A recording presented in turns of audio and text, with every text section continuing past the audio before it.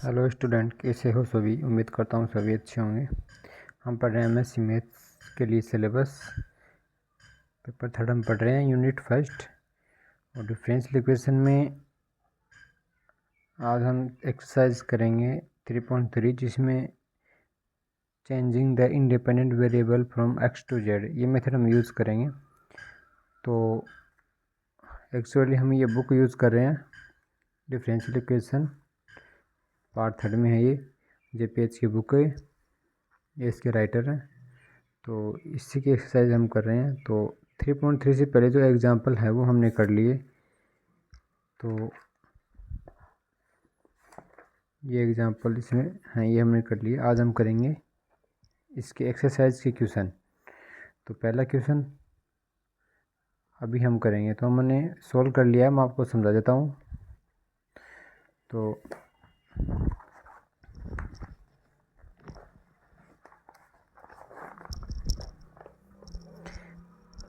देखो, ये हमारी इक्वेशन है d²y/dx² tan x dy/dx plus y cos² x।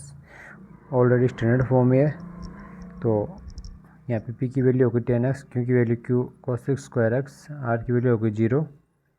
तो हम to change the independent variable from x to z the equation में बी रिटर्न एज, हम इसे लिख सकते हैं d²y/d,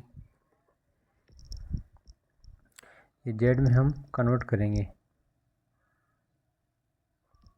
तो x की z करेंगे तो ये p1 हो जाएगा, q1 ये r1। ये इक्वेशन हमारे पास जो p1 और p में ये फॉर्मूला होता है, ये हमें रिलेशन बताता है।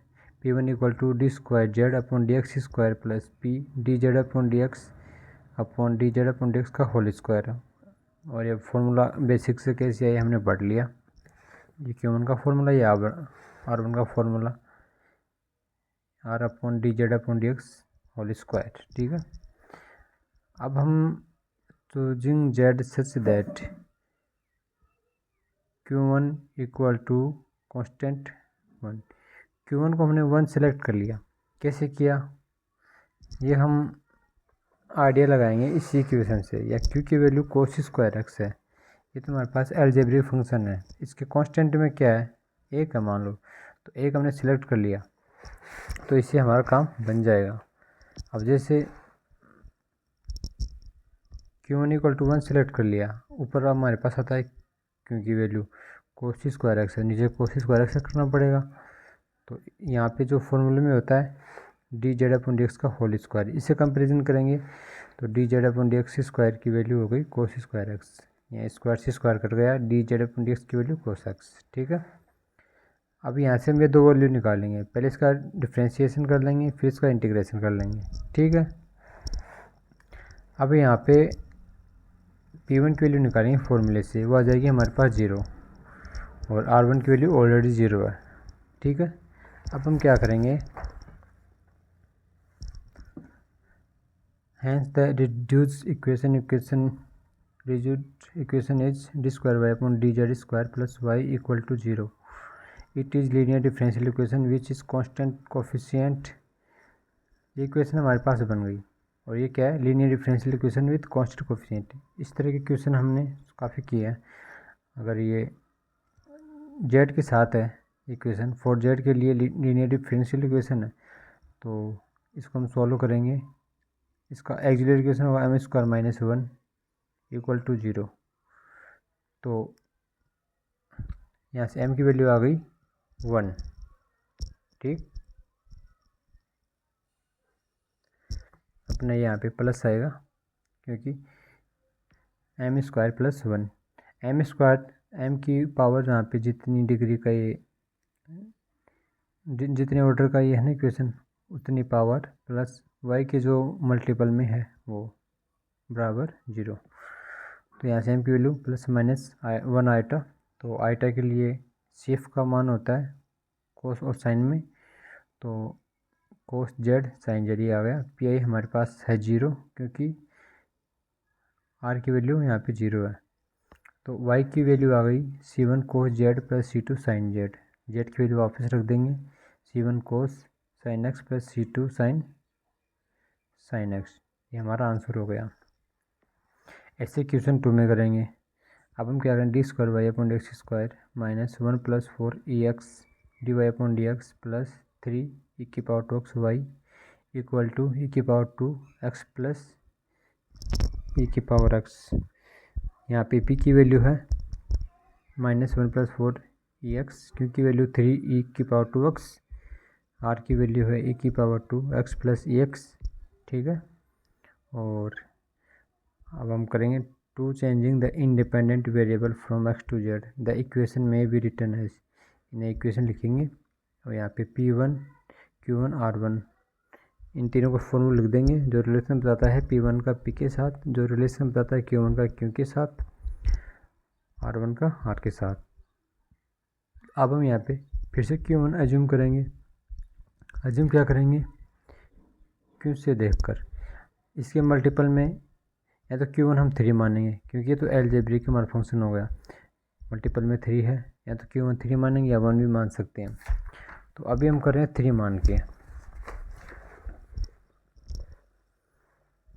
ये हम 3 मान के कर रहे हैं, Q1 कांस्टेंट 3। तो 3 मानेंगे तो ये क्योंकि वैल्यू आ जाएगी नीचे ई की पावर 2 एक्स लिखना पड़ेगा। अब इसका जब फॉर्मूले से कंपेरिजन करेंगे तो D Z upon d x की वैल्यू आ जाएगी ई की पावर एक्स। ठीक है, तो यहाँ से इंटीग्रेशन करेंगे तो जेड की वैल्यू आ जाएगी, डिफ्रेंशिएशन करेंगे तो D square Z upon d x square की वैल्यू आ जाएगी। अब ये वैल्यू रख के P1 की वैल्यू हम निकाल लेंगे। P1 की वैल्यू हमारे पास 4 आती है, R1 की वैल्यू ई की पावर 2 ई एक्स आती है।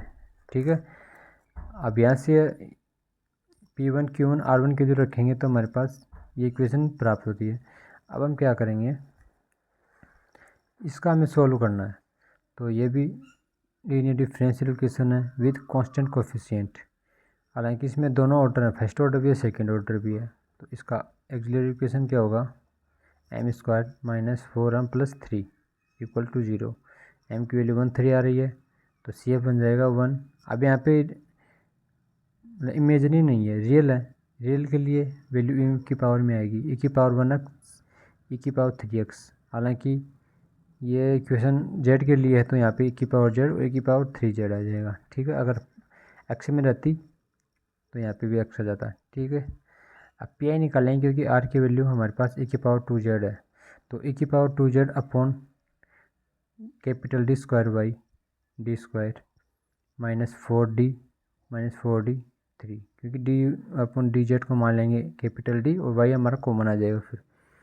अब यहाँ से हम जेड के जो मल्टीपल में 2 है वो रखेंगे डी की जगह पे, डी की जगह पे रखेंगे 4, ये हो जाएगा -8 + 3, तो ई की पावर -2 जेड माइनस ई की पावर 2 जेड। ठीक है, और वाई की वैल्यू होती है CF + PI, CF A PI।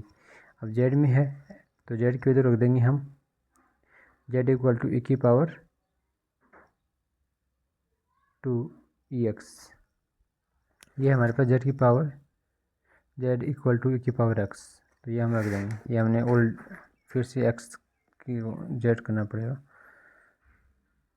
Sorry Z को एक्स करना पड़ेगा, ये जेड है, ये हमारा आंसर हो गया। ठीक है, इसी तरह से तीसरा क्वेश्चन हमारा, तीसरे क्वेश्चन में क्या है, d square y upon d z square, ये हमारी क्वेश्चन है, +3 sin x - cot x d y upon d x +2 y sin square x equal to e की power -cos x sin square x.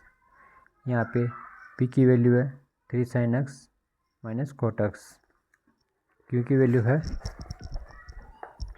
2 sin square x, r की value है e की power -cos x sin square x. अब ये changing the independent variable from x to z the given equation में भी return है। कैसे लिख सकते हैं, d square y upon d z square x की रिप्रेजेंट कर दिया plus P1 d y upon d z कर दिया Q1 Y equal to R1। यहाँ पे सेम है लेकिन वेरिएबल हमने चेंज कर दिया, P1 का फॉर्मूला लिख दिया, Q1 का फॉर्मूला लिख दिया हमने, R1 का फॉर्मूला लिख दिया। अब हम यहाँ पे Q1 जूम करेंगे, Q1 जूम करेंगे Q से, तो यहाँ पे क्वेश्चन में 2 दिख रहा है तो Q1 हम यहाँ पे 2 अज्यूम कर लेते हैं। 2 अज्यूम करेंगे तो फॉर्मूले में रखेंगे यहाँ पे क्यों आएगा 2 साइन स्क्वायर एक्स अपॉन में साइन स्क्वायर एक्स करना पड़ेगा। ठीक है, अब ये फॉर्मूले से अगर हम कंपैरिजन करते हैं तो D Z upon d x की वैल्यू आती है साइन एक्स, क्योंकि यहाँ पे आती है d square D Z upon d x का होल स्क्वायर आती है, इसलिए। तो अब इससे हम इंटीग्रेशन करेंगे तो जेड की वैल्यू आएगी, इसका हम डिफ्रेंशिएशन करेंगे तो यहाँ पे हमें D square Z upon d x square की वैल्यू आ जाएगी। अब हम ये सभी वैल्यू P1 के फॉर्मूले रखेंगे, तो वैल्यू रखने के बाद P1 की हमारे पास वैल्यू आ गई 3। R1 की रखेंगे, R1 की वैल्यू आ गई e की पावर z। अब इसको हम सॉल्व करेंगे, ये हमारे पास इक्वेशन आ गई PQR की वैल्यू रखने के बाद P1 Q1 R1। अब ये भी देखो linear differential equation with constant coefficient. अब यहाँ पे हमें CF/PI निकालना है, हमारा आंसर आ जाएगा। CF निकालने के लिए इसका ऑक्सिलरी इक्वेशन लिख लेंगे क्योंकि कांस्टेंट है, तो m² + 3m + 2 = 0 रख लेंगे, CF आ जाएगा। और PI निकालने के लिए EZ के बट्टे में अब d/dz को हम कैपिटल D रखेंगे तो d² हो गया या 3dy हो गया + 2y, y कॉमन ले लेंगे तो हमारे पास बचेगा ये। इसको हम नीचे भेज देते हैं, ऐसे करते हैं। तो पहले CF निकाल लेते हैं। CF निकालने के लिए इसकी ऑक्सिलरी इक्वेशन आ गई, तो यहाँ से m की वैल्यू आ गई -21 से दोनों रियल हैं तो CF की वैल्यू e की पावर में आएगी, तो C1 e की पावर -2z + C1 e की पावर -z। यहाँ से PI की value EZ upon d² + 3d + 2 equal z के जो मल्टीपल में है वो d की जगह पे रखेंगे, तो 1 + 3 + 2 = e की पावर z अपॉन 6। ठीक है, y की वैल्यू के लिए CF + PI ये वैल्यू रख दी हमने। ये z में है, हमें आंसर x में चाहिए, तो z = cos x हमने रख दिया, तो ये हमारा आंसर आ गया। C1 e की power 2x cos x + C2 e की पावर cos x + e की पावर -cos x अपॉन 6। ठीक है, तो क्वेश्चन 4 हम देख लेते हैं। तो ये हमारा 4th क्वेश्चन है, d² upon dx² cot x dy upon dx -y sin square x = cos x -cos³ x। अब यहाँ से p की वैल्यू है -cot x, q की वैल्यू है -sin स्क्वायर x, r की वैल्यू है cos 1 - cos square x। Changing the independent variable from x to z, the given equation may be written as d² upon dz² + P1 dy upon dz + Q1 y = R1। अब यहाँ से ये हम Q1 की value zoom करेंगे, तो यहाँ पे Q1 की वैल्यू जूम करने Q पे जाएंगे, तो ये जो हमारे पास Q है इसमें देखो ये तो हमारा ट्रिग्नोमेट्रिक फंक्शन हो गया। तो इसके बाद जो कांस्टेंट हमें कुछ दिख रहा है -1, ठीक है, तो -1 भी मान सकते हैं हम, +1 भी मान सकते हैं, तो हम दोनों से आंसर हमारा मिल जाएगा। तो हमने यहाँ पे -1 अज्यूम किया, तो इसके हिसाब से ये देखो Q1 का फॉर्मूला होता है Q upon dz upon dx का होल स्क्वायर, तो dz अपॉन dx के होल स्क्वायर से कंपेरिजन करेंगे तो dz अपॉन dx हमारा sin x आ गया। इसे हमने z ले लिया इसका इंटीग्रेशन करके, इससे d² z upon dx x² ले लिया डिफ्रेंशिएशन करके। अब ये वैल्यू हम P1 के फॉर्मूले में रखेंगे, हमारे पास P1 की वैल्यू आ जाएगी। P1 की वैल्यू आ गई 0, R1 की वैल्यू हमारे पास आ गई -z, तो हमारे पास रिड्यूस्ड इक्वेशन आ गई d² upon dz² -y = -z। ये same linear differential equation with constant coefficient. फिर से हम इसका ऑक्सिलरी इक्वेशन लिखेंगे m² - 1 = 0। यहाँ से m की वैल्यू आ गई +-1, तो एक बार प्लस ले लेंगे एक बार माइनस ले लेंगे, ये CF लिख लिया। PI के लिए z के अपॉन में ये d² - 1 ये हम लिख लेंगे, तो यहाँ से हम जेड के मल्टीपल में क्या है 1 है, तो देखो यहाँ से वो नहीं करना। मल्टीपल जब लिखते हैं जब या तो ट्रिग्नोमेट्रिक फंक्शन हो या एक की फॉर्म में हो, यहाँ पे डायरेक्ट अलजेब्रिक फंक्शन जेड है, तो इसका हम डायरेक्ट डिफ्रेंशिएशन करेंगे। वो कैसे?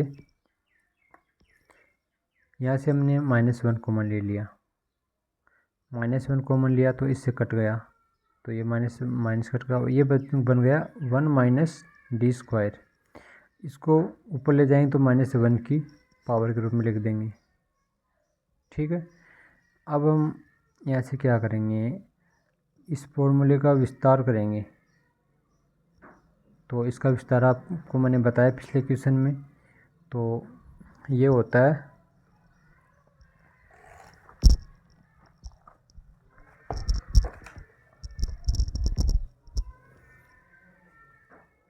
1 - x की पावर जब -1 होती है, तो इस तरह की इक्वेशन का विस्तार ये होता है 1 माइनस माइनस प्लस हो गया x, फिर आएगा प्लस x², फिर आएगा प्लस x³। तो हम यहाँ पे क्या करेंगे, तो ये पहले से d² में है, ये माइनस की पावर है, तो 1 + d² प्लस d⁴ ऐसे चलता रहेगा। लेकिन हमें कहाँ तक लिखना है ये भी वैल्यू करता है इससे, ये डिपेंड करता है आगे जो फंक्शन है अलजेब्रिक फंक्शन उस पर, उसकी मैक्सिमम पावर कितनी है। जैसे इसकी मैक्सिमम पावर 1 है, तो एक बार डिफ्रेंशिएशन करते ही 0 हो जाएगा, तो हम यहाँ तक ही लिखेंगे।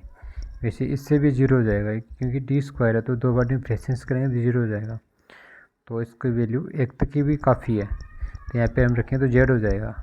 तो इस तरह से वैल्यू हमें मिलती है। तो यहाँ पे CF + PI ये हमने रख दिया। अब z की वैल्यू हमने रख दी C1 e⁻ cos x + C2 e⁻ cos x - cos x, ये हमारा आंसर हो गया। तो इस वीडियो में इतना ही, आगे क्वेश्चन हम करेंगे अगले वीडियोज़ में। अगर आपको थोड़ा भी सहयोग हो रहा है तो हमारी वीडियो को लाइक करें और वीडियो देखते रहें।